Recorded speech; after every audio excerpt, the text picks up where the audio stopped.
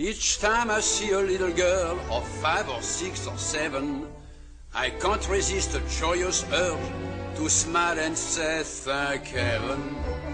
For little girls, Now then. for little girls get bigger every day. Now then. Thank heaven for little girls. Now then. They grow up in the most delightful way. Guess what this show's gonna be about? Nonsense.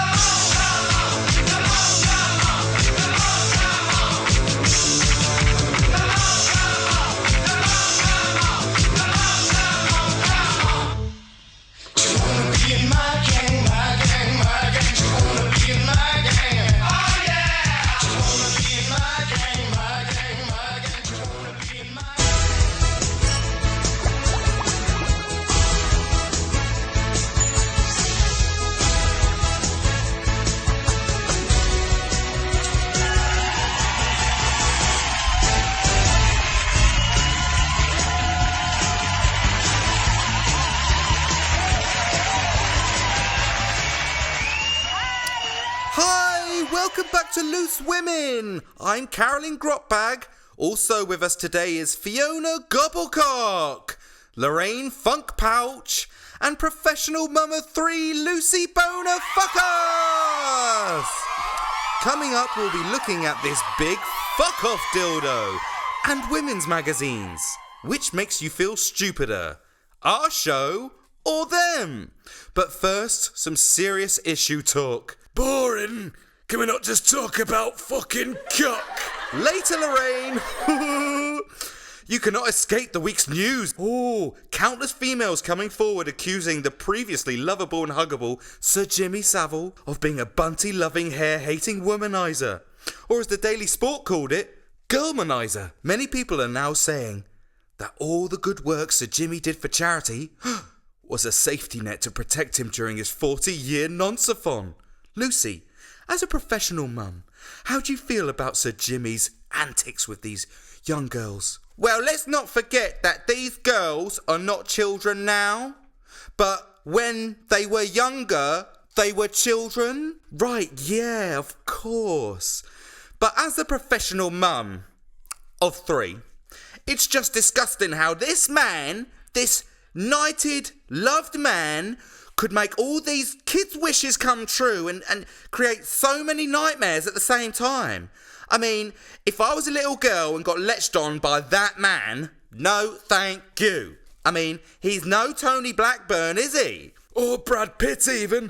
I'd rather get tag teamed by Smashy and Nicey. Ooh, saucy. I think it's disgusting. The whole thing makes me sick. True that, girlfriend. How these women can blacken the name of our beloved Jimmy Savile, Sir Jimmy Savile. You think these 200 women are lying, Fiona? Maybe not lying, but they're definitely wrong. How can you say that?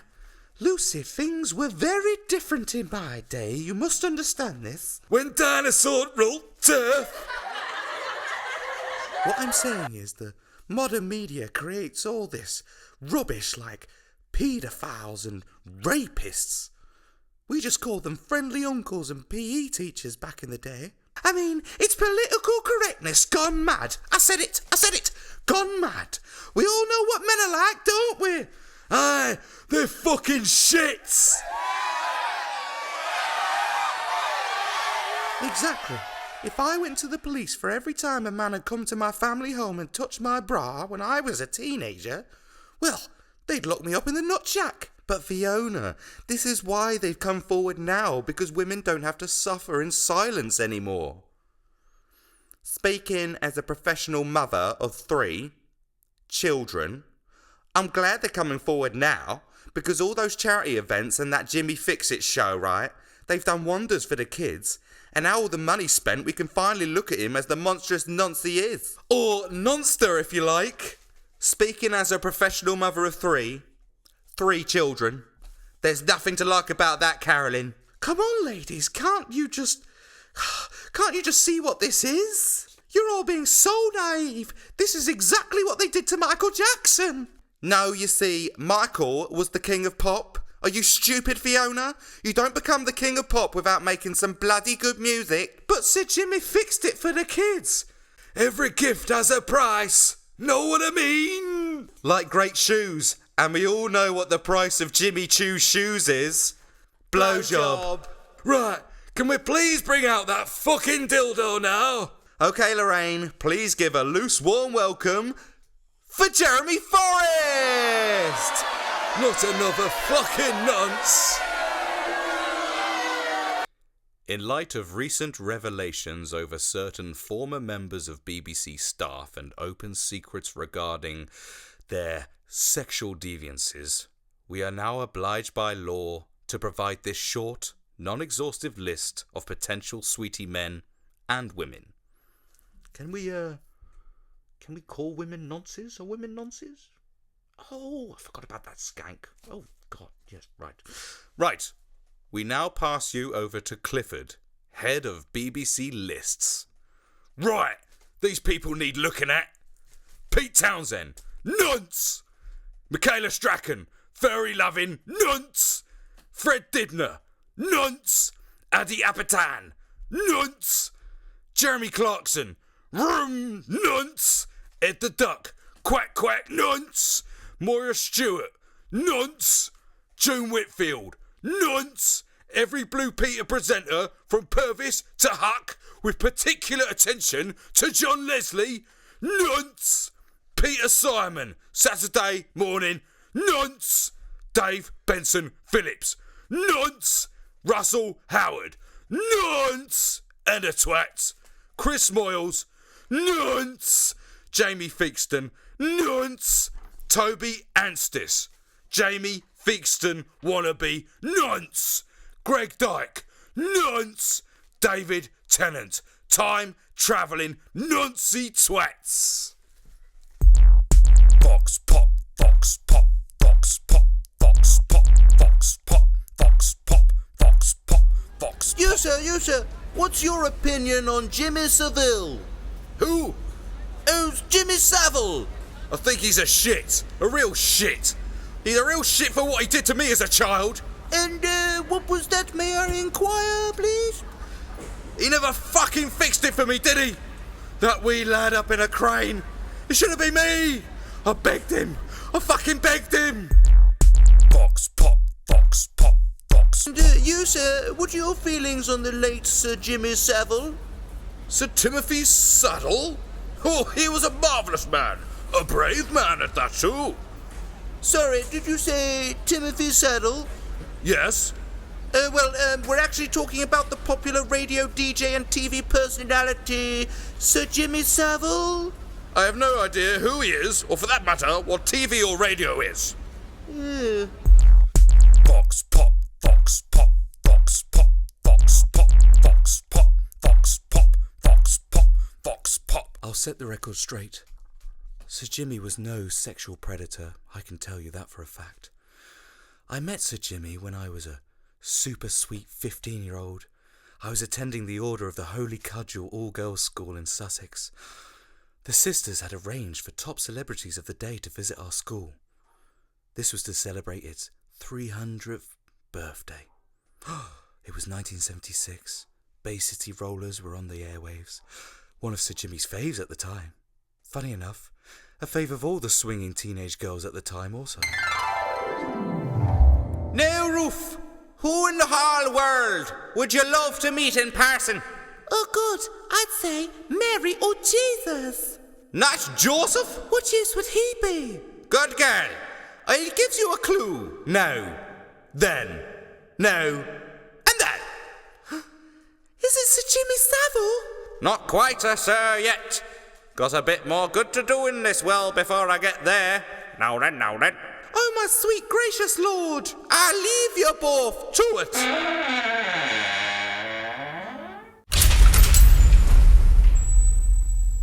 Now then.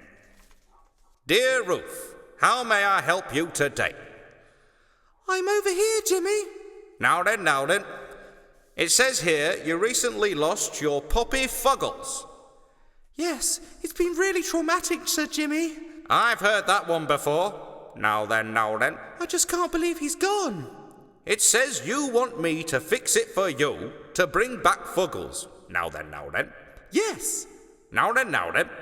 I don't need to fix that particular problem. Do you know why? Why? Because Fuggles is still alive! Really? But how? Sister Knuckles chopped his head in half and smeared the blood on my Bay City Rollers wall clock. You see, Ruth, Fuggles is alive in your heart. Now then. He is? Yes. Do you know where your heart is? Now then. It's in my chest. That's right. Under your blouse is your chest, and under that is your heart. Here. Now then. Can you feel my hand on your heart? Yes. Ooh, what are you doing? This nubbin is the doorbell to the heart. You need to twist it to make it ring. Now then. Isn't that my bosom, Cherry? Now then. It is. Have I fixed it for you? Now then. I don't know. I'm pretty fixed, I can tell you. Now then. You want to meet my pal? He's a real talented man. Yes, okay. Paul, come in now. Now then. Gary Glitter? Come on.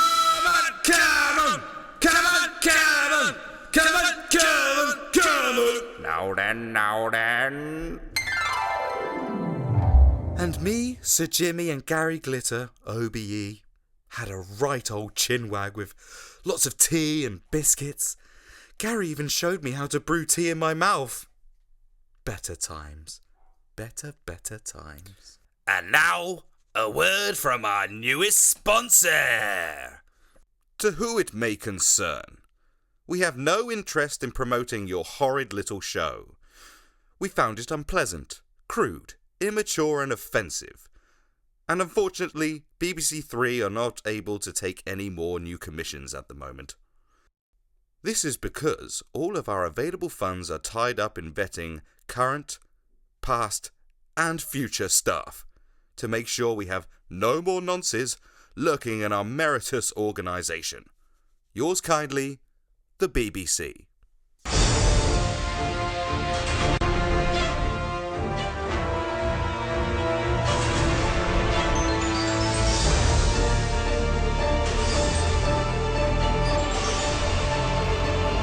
Hot dogs, apple pie, baseball, and Facebook. America has given the world many great things, and that includes world freedom. But what happens when the world abuses the freedom America so selflessly fought to give? Rogue Facebook comments and a whole lot of jail time. A new wave of crime is gripping the American world, and once again, the cops are on the front line taking the bad guys down and serving up a ladle full of justice. Bubbertown, Mississippi. Joe Randy Johnson is innocently looking at status updates on Facebook. What's about to happen next will shock you to the core. I was just minding my own damn business when I seen someone had written Joe Randy Johnson is a massive kitty fucking scrope bag. I almost puked in my own boots. Joe remains pretty calm in this situation and does the right thing. He reports it to Facebook HQ and then calls the faithful boys in blue. I was just so offended. The suspect who posted the comment was, believe it or not, an old school pal of Joe's, Bobby Heisen-Swartzevich. I just couldn't believe it. I couldn't believe he could do such a nasty thing. Neighboring Heaven's Bush in Ball Cup County, Mississippi. Bobby Heisen-Swartzevich cruises Facebook in the privacy of his own home, completely unaware that the cops are homing in. His brazen disregard for the law, not to mention people's feelings, is nowhere to be seen on his criminal's face. This is police. Open up. Say what now? Within seconds, a highly trained SWAT unit has Bobby on the floor, cuffed, beaten, and ready for the wagon. Next time, Bobby won't be so quick to offend people on Facebook, because he's now serving a 40-year sentence in a maximum security correctional criminal facility with no internet access. But what is being offended, and how does it affect so many people? Here's some expert.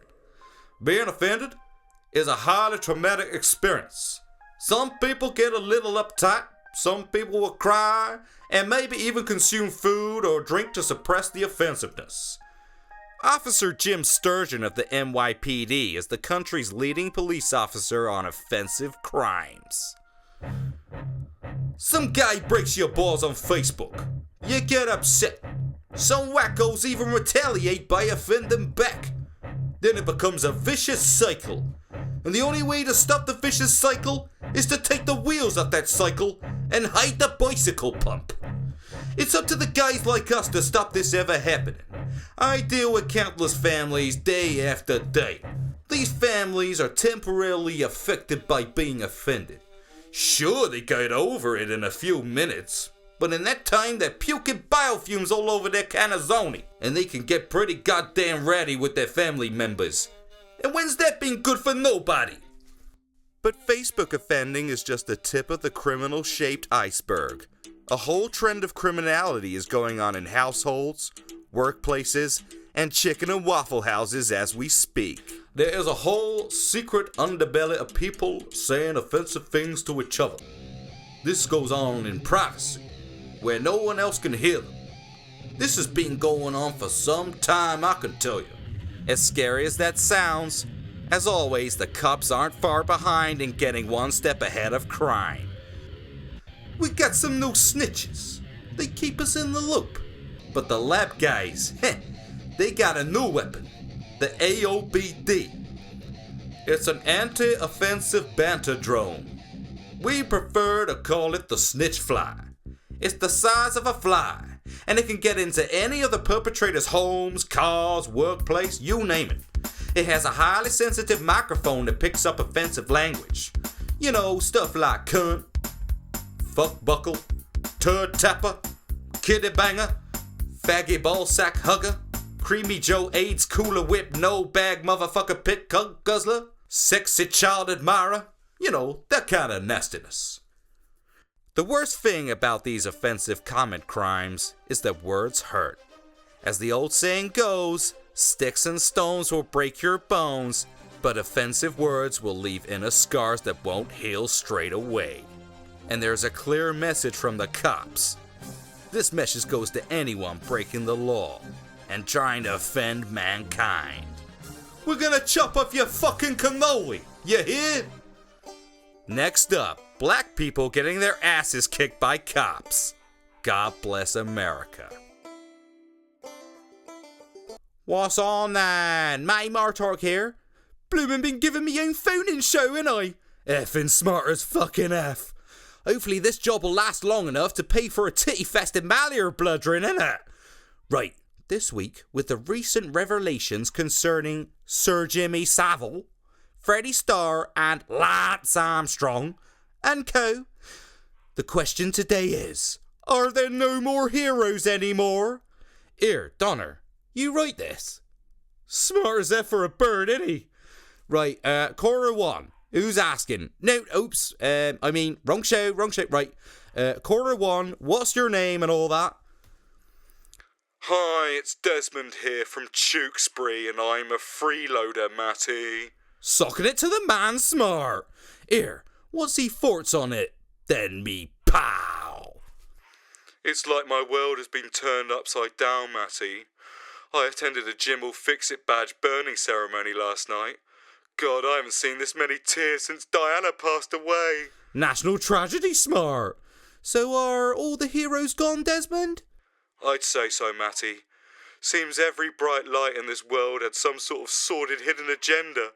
I mean, Lance Armstrong, he was an inspiration, and now look at him. He's a dope-fixing charlatan. I expect he even took drugs to beat the cancer. The Judas-faced bastard. But like the Avengers and Kick-Ass and that, I mean, they're all heroes with no agenda, ain't he? Well, Matty, I expect Tony Stark is a womanizing vagina hater. Batman's a creepy playground lurker. Wonder Woman's a woman who fakes the kidnapping of her own kids for media attention. And Spider-Man's he's a... Eight-cocked kiddie fucking faggot. Yeah, that's probably the one. Cheers, blood. Hey, smash a wicked for your sorrow, pal. Next caller. Heroes still around or no? Simon Weston fingered me as a child, Matty. Falkland hero smart.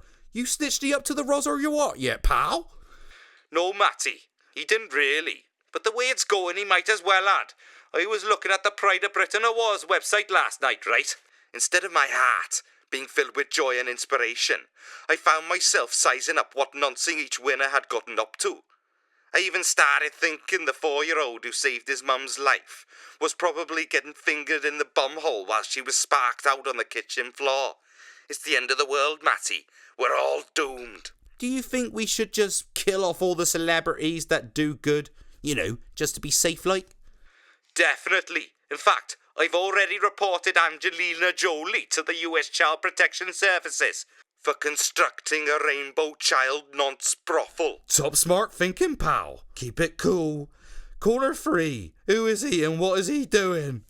Hi, I'm Jerry Glownuts from Baintree and I'm a proper creep. Avoidable stranger smart. Jimmy Savile always looked like a fucking creepy old man to me, Matty. Freddie Starr, he always made me sick, and come on, Lance Armstrong, that whole thing was way too fairy tale to be good, Matty, come on. So you saw it all along then, pal? Yes, Matty, and for the record, Pete Townsend and that kiddie porn. Where's the book? You were researching a book, Pete. Where's the fucking book, you nonsing string-plucking fuckbird? Are you saying he got away with it then, me pal? Oh, just a little bit, Matty. I'll tell you why, yeah? Everyone thinks The Who's cool, right? No one thought Gary Glitter was cool, so they fucked him over. But the old man squad who think drugged up, spoilt, shithead rock stars are cool, right? They've been protecting these play school daters for fucking too long. They're the ones we gotta bring down, May. People like Jagger, Wyman, Steven Tyler, Caroline Flack. Let's burn these puppy-pushing pedos before old Father Time does it first, eh? Bloody hell, pal. Controversy. Ahoy there, land lovers.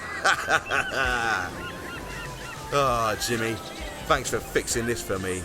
I've always wanted to have a pirate ship full of big-titted bitches. How's it looking up in the crow's nest? Now then. Ha First mate Glitter. How's me dinner looking? Good? Fantastic. And are you? Ship's hand Jonathan Kidd. How's the bitches doing? They're doing fairly well. Wonderful. Ah! Ha ha ha!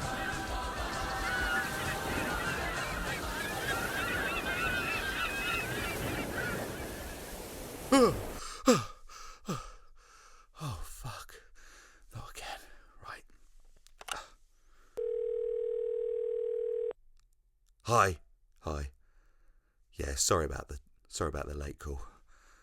I had the dream again.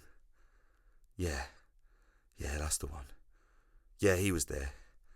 He was there again. I think I know what it is. The podcast. It's gone too far. Yeah. We've pushed the barrier. We've really lowered the bar. We've lowered the bar of taste and probably dignity. I mean, how'd you get up? How'd you get up from such an all-time low? Such a low.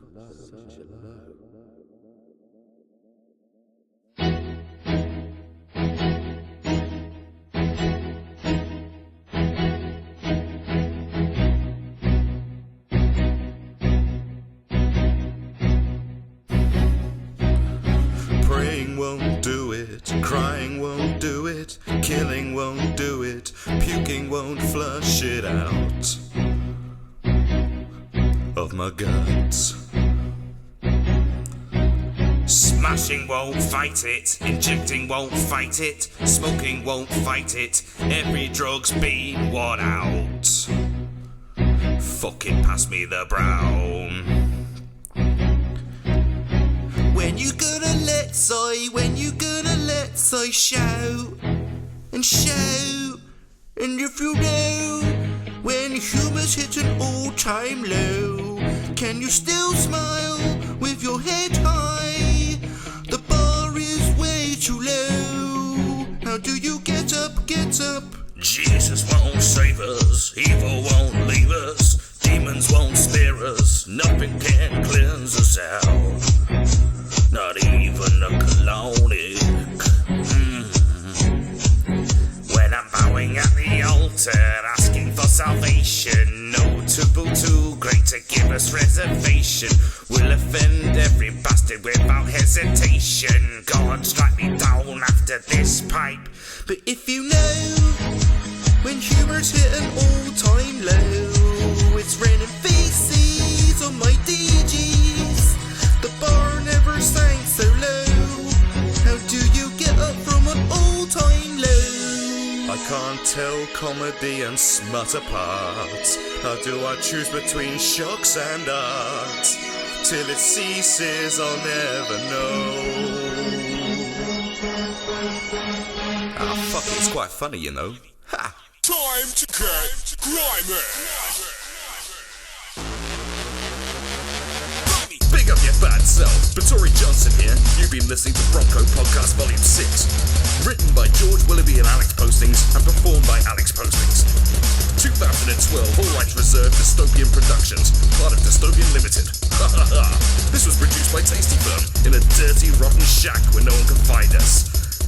Hear me now! Grimy!